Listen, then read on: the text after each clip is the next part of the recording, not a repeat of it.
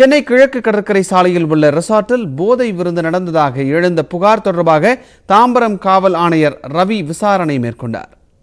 Velachery MLA Hasan மௌலானாவிற்கு சொந்தமாக கிழக்கு கடற்கரை சாலை பனையூரில் உள்ள சொகுசு விடுதியில் போதை விருந்து நடந்ததாக கூறப்படுகிறது. இதையடுத்து அங்கு சென்ற போலீசார் விருந்தில் பங்கேற்ற 300க்கும் மேற்பட்டோரிடம் விடிய விடிய விசாரணை மேற்கொண்டனர். அவர்கள் ஹோலி பண்டிகையை ஒட்டி விருந்து நடைபெற்றதாக கூறியுள்ளனர். போதைப் பொருட்கள் எதுவும் பறிமுதல் செய்யப்படாத நிலையில் விருந்தில் பங்கேற்ற இளைஞர்களை போலீசார் எச்சரித்து வெளியேற்றினர்.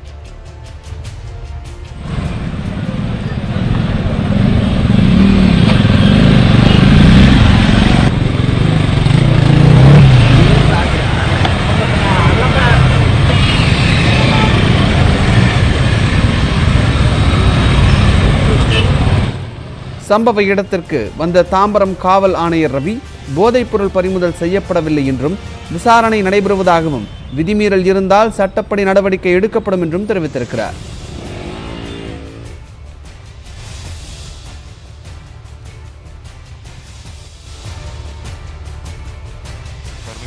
இல்லையா இந்த மாதிரி என்ன பார்ட்டி அப்படின்னு செக் பண்றது, அவ்வளவுதான். இன்வெஸ்டிகேட் பண்ணி நம்ம என்ன ப்ராப்பர் என்ன வயலேட் பண்ணியிருந்தாங்கன்னா அந்த கோட் படி நம்ம நடவடிக்கை எடுப்போம். அதெல்லாம் கொக்கைன் எல்லாம் ஒன்றும் கிடையாது, கொக்கைன் கிடையாது, ஒன்றும் கிடையாது. ஆபாச நடனம் அதெல்லாம் ஒன்றும் அடல இல்லை, வீடியோ எல்லாம் இருக்கு, எல்லாம் ஒன்றும் இல்லை. விழுப்புரம் அருகே முருகனின் வேலில் வைத்து படைத்த எலுமிச்சம்பழத்தை 15,000 ரூபாய்க்கு பக்தர்கள் ஏலம் எடுத்திருக்கிறார்கள். விழுப்புரம் மாவட்டம் திருவெண்ணைநல்லூர் அருகே உள்ள ஒட்டநந்தல் கிராமத்தில் இரட்டைக்குன்றின் மீது ரத்னவேல் முருகன் கோவில் இருக்கின்றது.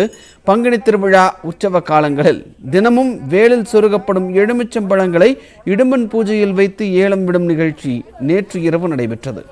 இந்த எலுமிச்சை பழத்தினை உண்டால் குழந்தை பாக்கியம் கிடைக்கும் எனவும் விரைவில் திருமணம் நடைபெறும் என்றும் நம்பப்படுகிறது.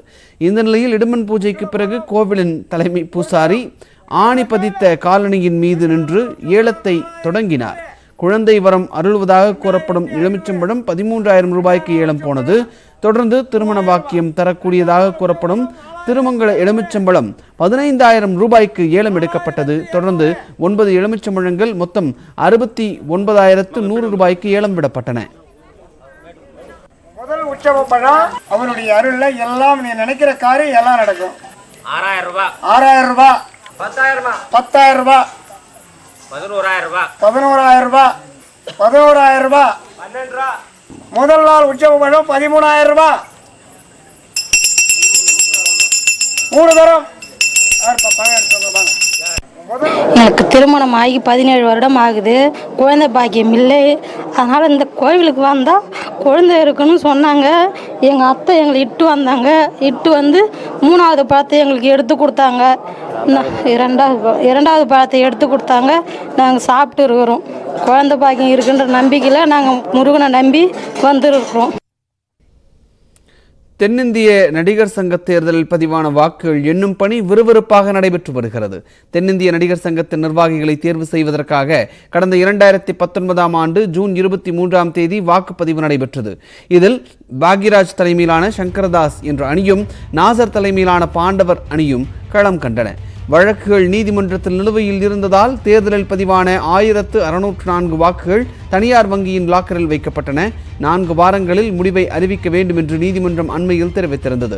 இந்த நிலையில் இன்று தனியார் பள்ளிக்கு லாக்கர்கள் எடுத்து வரப்பட்டு வாக்குகள் எண்ணப்படுகின்றன. வாக்குகள் எண்ணப்பட்டு இன்று மாலை அல்லது இரவில் முடிவுகள் தெரிய வரும் என்று எதிர்பார்க்கப்படுகிறது. வாக்கு எண்ணிக்கை நடந்து வரும் சூழ்நிலையில் விஷால் ஹைதராபாத்தில் படப்பிடிப்பில் உள்ளதால் அவர் வாக்கு எண்ணும் மையத்திற்கு நேரடியாக வரவில்லை.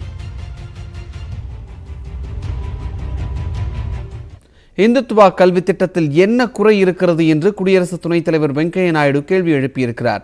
உத்தராகண்ட் மாநிலம் ஹரித்வாரில் உள்ள தேவ் சம்ஸ்கிருதி விஸ்வவித்யாலயாவில் தெற்காசிய அமைதி மற்றும் நல்லிணக்க மையத்தை வெங்கையா நாயுடு திறந்து வைத்தார். அப்போது பேசிய அவர், இந்தியாவில் பல நூற்றாண்டுகளாக நீடித்த காலனி அரசு நம் கலாச்சாரம் பாரம்பரிய அறிவாற்றலை நாமே வெறுக்கும்படி சொல்லிக் கொடுத்ததாக குற்றம் சாட்டினார்.